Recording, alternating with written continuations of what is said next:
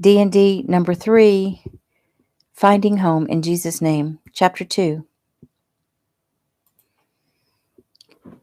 May 15th, 26 years later. Golden Hotel Central Office, Los Angeles, California. It sort of looks like a glowing red sun from up here, doesn't it? Glenn said softly, kissing the nape of Lisa's neck and wrapping his arms snugly around her waist. Lisa smiled and leaned her head back against his shoulder. They were practically the same height, so they stood cheek to cheek, gazing out of the window of her new corner office. The glowing red sun was actually her brand new candy apple red Corvette, a birthday present from her mother. It really does seem as if it's glowing, Lisa replied. Glenn turned her around. It's glowing because it's in love with its new owner.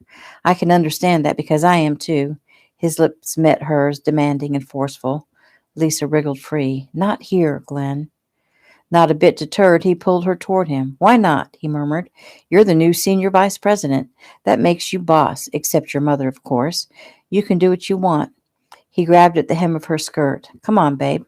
We can close the door and initiate your new desk. Glenn Truitt, you stop, she demanded, struggling to pull away. We are not going to do anything here in my new office. You are such a prude, he said, his eyes narrowing. She hated that she sounded like a prude, but she always walked a thin line where her mother was concerned, and she really couldn't afford to take a chance that Lou would walk in and catch them doing anything other than work. She pulled back, and he finally let her go. He shrugged. Suit yourself. You can't blame a man for trying, though, especially when the babe is as hot as you. You forgive me? She smiled. Well, since you put it that way, how could I not? His gaze swept their surroundings. Pretty great digs, huh? Just think, to be only 25 years old and senior vice president of your very own company. You know, I really wanted that position. I guess it helps to have your mom as the owner, president, and CEO. Lisa frowned. Are you saying you think Lou made it easy on me because I'm her daughter? He shrugged. Well, that is the consensus. Her eyes narrowed. You, of all people, should know that Lou doesn't make things easy on anyone, and especially not on me. Don't go getting your temper up, Lisa. Just calm down. Don't you tell me to calm down. If anything, she's been harder on me. She made me start at the bottom, doing laundry, cleaning rooms, changing beds. I don't remember you changing any beds. Ever climb into one of those beds? Glenn asked, raising his eyebrows suggestively. Lisa blew out a breath. Don't think that I don't realize that you just tried to change the subject, and that's a fine thing to be asking your future wife. I'm just fantasizing, he murmured as he kissed her softly. Sometimes I believe that's all you think about. Well, it's hard not to when the woman I'm going to marry looks like you. You have to know, you're gorgeous, Lisa. But we need to fix one thing. He reached up and pulled the clip from the back of her hair. Tons of springy red curls tumbled free down her back. Look what you've done. Do you know how hard it is to get all that hair put neatly up in that clip? Then leave it down. It gets to me. You're incorrigible. He pounded his chest. Yes, I am. She laughed. He could make her so angry and then turn around and make her laugh the next second. He was a handsome man, very GQ. He was only 5'10", just 3 inches taller than herself, but he didn't let that get in the way of his ego. His charcoal gray suit was magnificently tailored, the white silk shirt understated, and the tie a bright splash of color.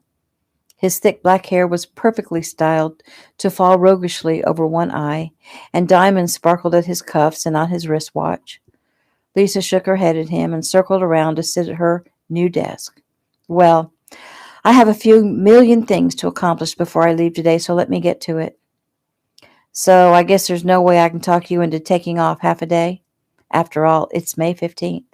I think the birthday girl deserves a long hot bubble bath and some very private alone time with her fiancé. There's no way. Lou asked for a preliminary quarter report, and on top of that brought me piles of work, proposals to consider, and profit and loss calcs for the southern region, and positive position manuals to go over. It's as if she's testing me. Will I make it, or will I break? I'll tell you this, I don't intend to break. Glenn frowned. So, I guess that's a no? She chuckled. Very good. No one ever said you didn't have brains. She frowned and sighed. Look, honey, I really am swamped, but I promise tonight, after the big birthday bash, I'm all yours. He leaned across the desk and hooked a finger in the V of her blouse. I'm going to hold you to that. She leaned forward and kissed him. You do that. He straightened. Well, since I can't talk you into coming with me, I'm out to grab some lunch and take care of some on-site problems. What time do you think you'll make it back to the penthouse? She tapped her finger against her bottom lip. I suppose I'll make it home by 6. Okay, but no later than that. Lou won't like it if we're late to your own birthday dinner. All Lou cares about is how she looks in front of her board and how her daughter performs in front of that same board. Well, then, if I were you, I wouldn't be late. This isn't just a personal birthday party. It's a welcome to the new senior vice president of Golden Hotels. Don't worry, Glenn. I won't make her mad at us. I know that's what you're concerned about. He leaned over the desk and grabbed her by the hair and kissed her, not very delicately. She winced and tried to untangle his fingers from her hair. Will you please not be so rough, she snapped when he finally let go. Sorry, darling. Get used to it. I'm a man, and men play rough. Besides, it didn't bother you when we first met. Well, you didn't actually hurt me when we first met. Now go away. I have work to do. He leaned over and kissed her gently. There, all better. Love you, darling, he whispered. She smiled. Love you, too. I don't pay you two to hang around making eyes at each other. Lou, Glenn said, startled by his boss's sudden appearance. We were just saying goodbye. What are you doing here? I thought you said you were taking some personal time. I am, very soon. First, I came by to see my daughter. She hitched a thumb over her shoulder. You, out. Glenn saluted. Yes, ma'am. See you, Lise. He blew her a kiss as he left. Lou eyed her daughter. So how's the new position fit? You've got some pretty big shoes to fill. Not that I'm going to miss that stuffed shirt. I'm glad he's the last of the old regime to go. Got to hand it to the Kinos taking down the cranes. Remind me to never cross them. How lucky are we that we were able to force the takeover when the Crane brothers went off the deep end? I wouldn't call it luck, and to answer your first question, the position fits just fine. I'm confident I'll be very effective as your vice president. Lou nodded. Good. Don't disappoint me. She moved toward the window and gazed out toward the Los Angeles skyline. I'm taking off for the afternoon. I'll expect those reports on my desk first thing Monday morning, without fail. They'll be there. So, where are you off to? Her mother shrugged. I needed some time for myself. I have a massage at 1, and then I think I'll get a pedicure and pick up something elegant to wear to the dinner tonight. Sounds great. Wish I could go with you. This is my alone time, Lisa. You know how I feel about having time just for me. Lisa smiled stiffly. Yes, I know. I wasn't serious anyway. I just thought, with it being my birthday and all. Oh, never mind. Have a grand time, okay? Do I detect a note of sarcasm? Sarcasm, Mother? From me? Never. Lou turned abruptly toward the door. Don't be late tonight, and don't call me Mother. Lisa frowned as she watched her mother make her exit. Louise Lewis was a tiny woman with a huge demeanor. No one who knew her had any desire to cross her, especially not her own daughter. She knew Lou's capabilities. The woman was cold and ruthless, and Lisa gave her grudging respect for making her way to the top, alone and with a child to raise. But mother and daughter were as different as night and day, both physically and temperamentally, and that suited Lisa just fine. Lou was petite. Lisa, 5'7". Lou had short blonde hair, styled in a sleek page boy. Lisa purposely grew her bright red hair out to impossible lengths, a slight rebellion on her part, since Lou hated her long hair. Her mother would be 42 this year, but looked like she was 25, Lisa's own age. Lou's heart was as hard as a rock. Lisa was, well, she hoped she didn't come across like her mother. She believed she could do a good job and be respectful of others at the same time.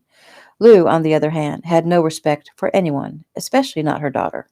The pitiful thing was, at 25 years of age, Lisa was still trying to earn it. New scene.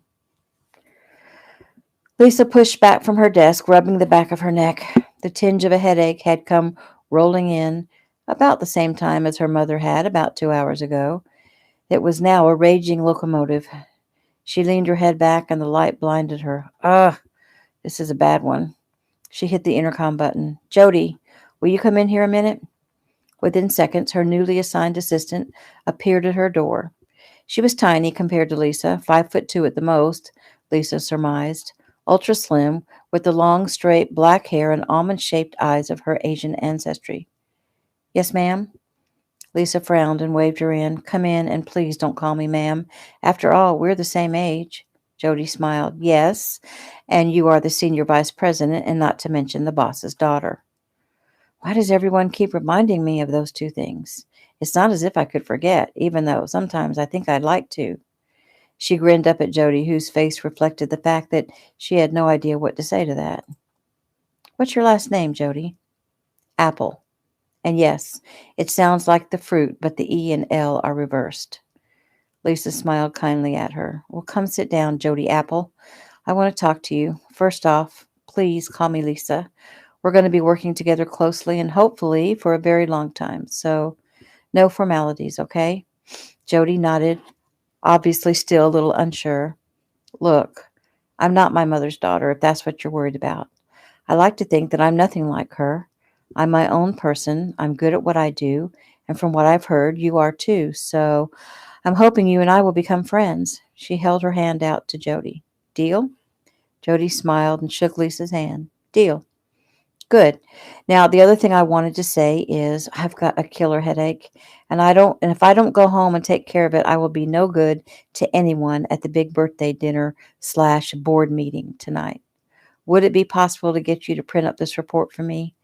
Just go into the second quarter and add some graphs to the numbers and put in some nice color and print it up. I will be eternally grateful. I thought you knew that I would do those types of things for you anyway. You don't have to ask. That's what I'm here for. Well, then, isn't that wonderful? No, I didn't know. I'm used to doing everything on my own. That's Lou's usual directive. She winced, placing her fingers on her temples. Bad one, huh? Jody asked, sympathy in her voice. Very bad. Migraine? I'm not sure. I've never had a migraine. Well, then it's probably not. I'd say it's stress. Here, let me help. She circled around and began to massage the back of Lisa's neck and shoulders. Lord, that feels good. Go home, take an anti-inflammatory, not aspirin. Turn off all the lights and lay flat in a shallow tub of very hot water. Flat, like your head resting on the bottom of the tub. Get out before the water cools and go straight to bed. An hour later, you'll be good as new. She circled around and took Lisa's hand. Here, one more thing. Lisa looked up at her suspiciously. Jody laughed. Don't worry, I'm not weird. My husband is a healer, a martial artist, and a yoga instructor, and into all the natural healing sort of things, and he's taught me a few tricks. Jody began to pinch the part of Lisa's hand between her thumb and forefinger. Ow, that hurts, Lisa complained. Yeah, that means the muscles in your neck area are tight and tensed, and this little massage will actually help to loosen those stiff muscles and sends a message to your brain to relax that part of you. She continued to massage Lisa's hand for several minutes. Lisa finally looked up, smiling. I think it's easing off. Jody, I owe you big time. I'm glad I could help. It'll probably come back before you get home, but take that bath and it will fix you right up. She let go of Lisa's hand. Well, have a great time tonight at the birthday/board meeting. I'll see you Monday. And by the way, happy birthday. New scene. The elevator ride up to the penthouse seemed to take forever. All she wanted to do was get into that hot tub, close her eyes, and make the pain go away. The moment she walked through the door, she began to relax. The penthouse was dark, the air cool. Lisa dumped her purse and keys on the sofa as she passed, thinking briefly of how her mother would disapprove. Shoes were kicked off in the hall. She was slipping out of her suit jacket and opening the door to her bedroom when time came to an abrupt halt. There was a loud rushing sound in her brain, like a strong wind had suddenly come up and then slowly diminished. It took a moment or two for her mind to start functioning again, and as it did, she began to notice small things. A pair of black strappy heels on the floor, a man's tailored white shirt lying over the edge of the bed, painted red toenails, a slender ankle, a sleek calf curled over a hairy thigh. different body parts, and finally 2 pairs of eyes staring at her with irritation, as if she was the one in the wrong place. "What are you doing home?" her fiancé demanded. "Are you kidding me?" Lisa shrieked.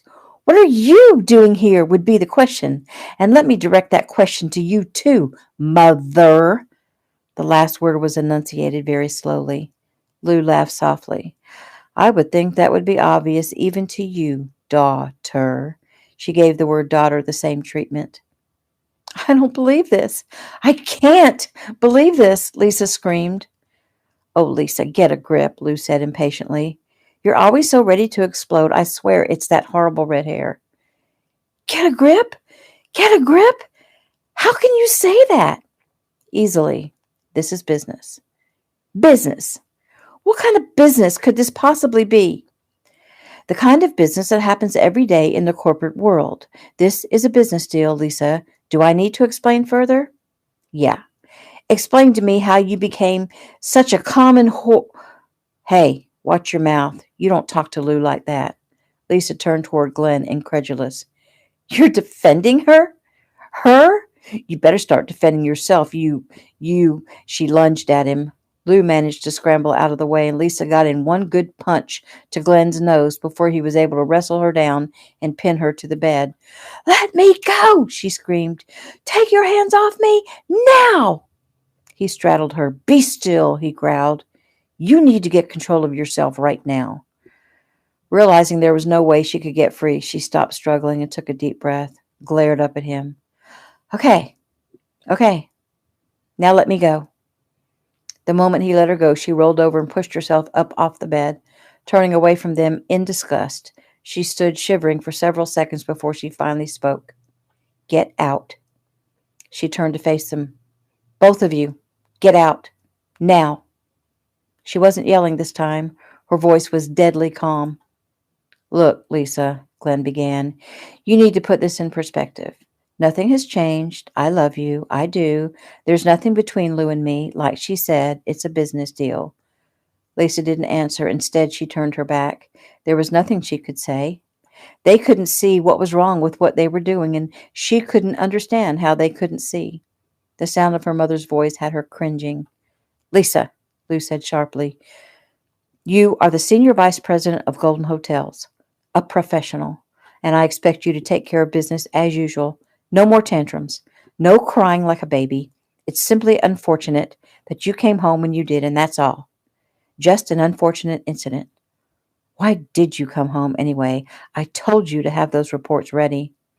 Lisa turned to explain about the headache, but stopped herself. How easily she slipped into subservience when her mother spoke to her. Well, no more.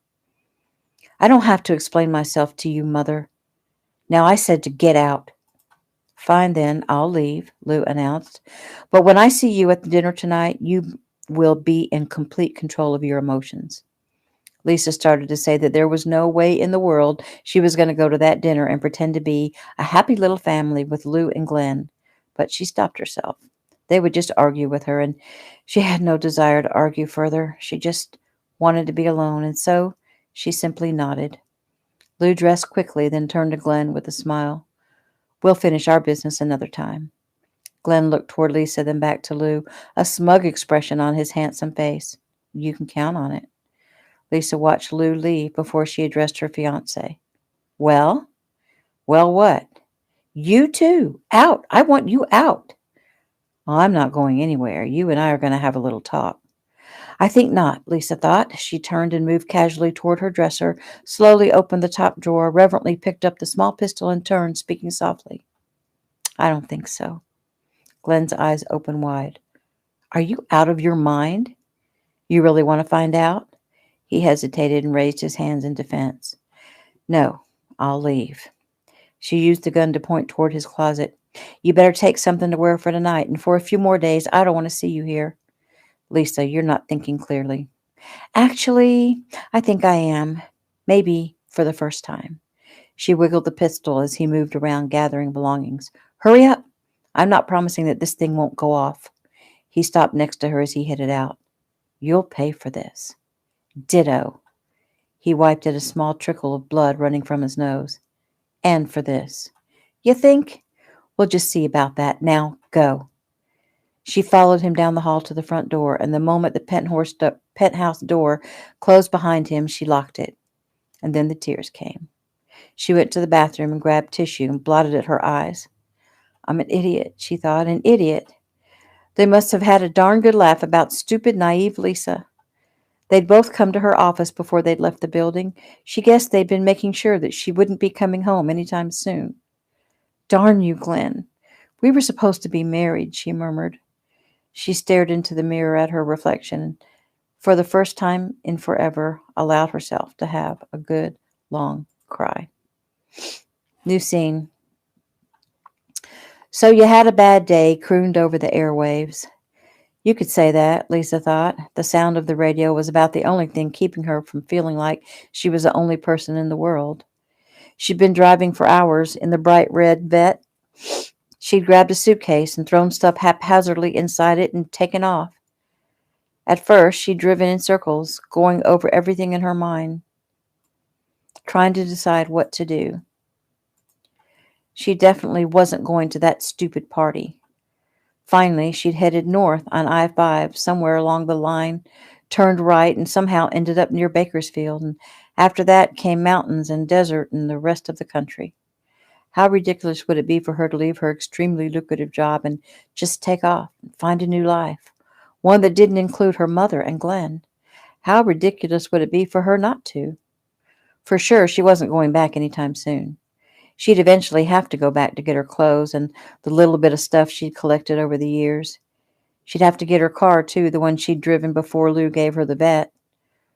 45 states lay to the east of her present location.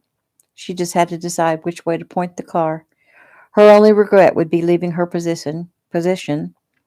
She'd worked so hard to get there. Still, there was no way she was going to work next to those two debauched individuals. She worked as director of advertising for the corporation before making vice president and had quite an impressive financial package built up for herself, most of which Lou knew nothing about, thank goodness. Properly handled, she could retire right now and not have to worry. With that thought in mind, she noticed a sign for a 24-hour buffet at a truck stop and pulled in. After fueling up, she went inside, at first thinking to have her regular salad, but being bent on self-destruction, she served herself a giant mound of fried chicken and mashed potatoes, and frowning when she found no open booth where she could sit and sulk, she sat at the counter and kept her head down. After her third trip to the buffet, the waitress cleared the dishes again and shook her head. So, what's your story, honey? What brings you out here all alone? Let me guess. Guy troubles? Lisa looked up, intending to tell the waitress to mind her own business, but the look on the woman's face was pure compassion, and it touched Lisa somewhere deep in her soul, so much that her eyes became moist, and Lisa never cried, never, and now for the second time today she felt like she would break down sobbing. Gee, could it have something to do with the fact that she just caught her fiancé in bed with her mother? The waitress patted Lisa's hand. I didn't mean to intrude, and I sure didn't mean to upset you. Lisa sniffed and wiped at her eyes with the edge of her napkin. The waitress was probably close to 50, with bottle blonde hair and ruby red lips and bright blue eyes that belied her age. Her name tag read Dolly in bold black letters, and she looked at Lisa with understanding eyes. Leave the poor girl alone, Dolly, a man 2 seats down said. Lisa looked his way. She saw a lean man in his 40s, rough around the edges, with a scruffy beard and a hat that bore the name of a nationwide trucking company. Dolly faced him, hands on her ample hips. What do you know, Hank? Sometimes a girl needs another female to talk to. She turned back to Lisa. Did I upset you, honey? Lisa smiled. It's okay. It's not you. So what happened? You and your man break up? Lisa snorted, to put it mildly. Big fight? Huge. Maybe the two of you will be able to work it out after you settle down a bit. Yeah, well, that's not going to happen. He found a new girl, didn't he? Hank said. You must be freaking crazy. Shut up, Hank, Dolly snapped. She turned back, eyeing Lisa. He's right, huh? Lisa nodded, and a tear escaped. Look what you've gone and done now, Hank. Lisa waved away Dolly's concern. It's okay. He's right. Only it's much worse than Glenn finding a new girl. I wish that's all it was. That's his name then? Glenn? Lisa nodded. He's my fiance. Was my fiance. She blew out a breath. I don't know what I ever saw in him. She looked up at Dolly. I caught him in bed with. She couldn't bring herself to say it. Dolly patted her hand. That's okay, hon. I understand. Hank shook his head. I don't believe this Glenn fellow was in his right mind, little girl, 'cause you must be the sweetest looking thing this side of the Mississippi. Well, I'd believe anything when it comes to men, Dolly said. Hey, Dolly, you're hurting my feelings here, a 50-ish, heavy-set man just on the other side of Hank grumbled. Dolly shrugged with a smile. Sorry, Bill. Are you telling me you've never broken anybody's heart? Yeah, his mother's, Hank laughed, the day he was born. Funny. Really, little girl. Don't think we're all bad just 'cause some guy did you wrong. Look at it this way, Dolly said. It's good you found out now, before the wedding. So what are you going to do now? Hank asked. Do? Yeah, do. Like, go get plastered, or go give him a piece of your mind, or even better, go throw a rock through the girl's window. Don't listen to him, Bill said. He'll get you in trouble. Best thing would be to go home to Mom. The tears began anew. There is no home. Aw, sure there is. Everybody's got a home somewhere, Dolly said. Not everyone. No mom or dad? Lisa shook her head. I don't know who my father is, and my mother is dead to me. Oh, that's tough, Hank said. Well, maybe it's time to make amends with your mom, Bill suggested. Lisa laughed bitterly. She may as well let them know the complete dirty secret. That would be impossible. Come on now, Dolly said. Are you sure? Maybe this thing between you and your mother, maybe it was a misunderstanding. I wish that with all my heart. Maybe it's not as bad as you think, Dolly stated, determined to find the silver lining. Lisa blew out a breath. He was with my mother. I caught my fiancé in bed with my mother. The resounding silence almost made Lisa laugh. Almost. It was Bill who broke the silence. Well, now, that's just sick, isn't it? He lamented. The sick part is they couldn't understand why I was so upset. They actually expected me to make an appearance at my birthday dinner tonight. Yeah, right. Me sitting in between the two of them as they toast me, all the while giving each other sly looks over their glasses of champagne. Oh, Lord, honey, Dolly lamented. It's your birthday? Oh, now that's just sad. Just too sad. She looked up, realizing she wasn't making anything any better. Just a minute, she said as she slipped through the stainless steel door into the kitchen. Hey, little girl, Bill said. I know people. You want me to get someone to rough him up a little? I think he deserves to feel a little pain. Lisa smiled at Bill. Thanks, but no. I got him one good shot to his nose. Last I saw it was pouring blood. That a girl, Hank said. I'd like to have seen that. The kitchen door swung open and Dolly emerged, carrying a chocolate layer cake covered with candles. We usually sell these by the slice, but we're making an exception in honor of your birthday. How old are you? Dolly asked. 25, Lisa blubbered, grabbing a fresh napkin to wipe at her eyes. Dolly added a few more candles and then announced her birthday to the restaurant at large. And next thing Lisa knew, the entire place, consisting mostly of truckers, was singing to her, patting her on the back, and coming to collect their free piece of cake. Lisa couldn't stop the tears from falling.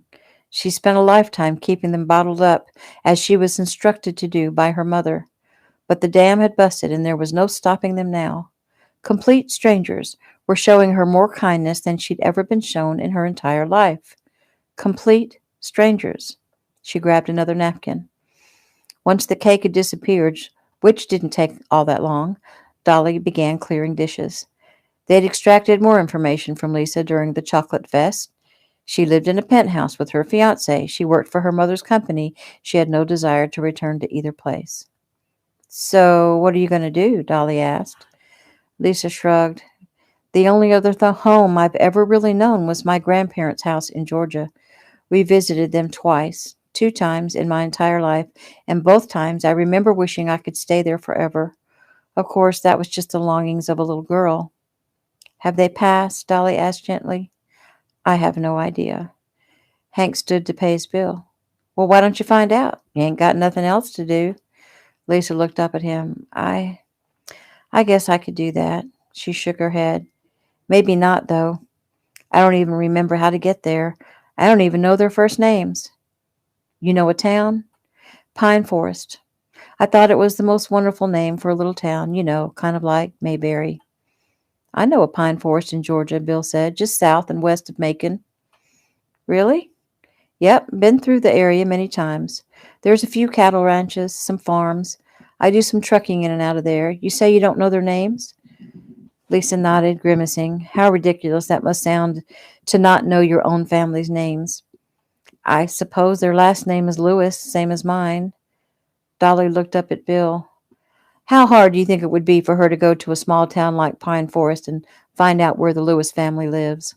Bill laughed. You kidding me? Just ask anyone on the street and they'll know. Hank motioned for Dolly to give Lisa's bill to him. When Lisa started to protest, he insisted, It's your birthday. Let an old man have some fun. Thank you, Lisa said with a smile.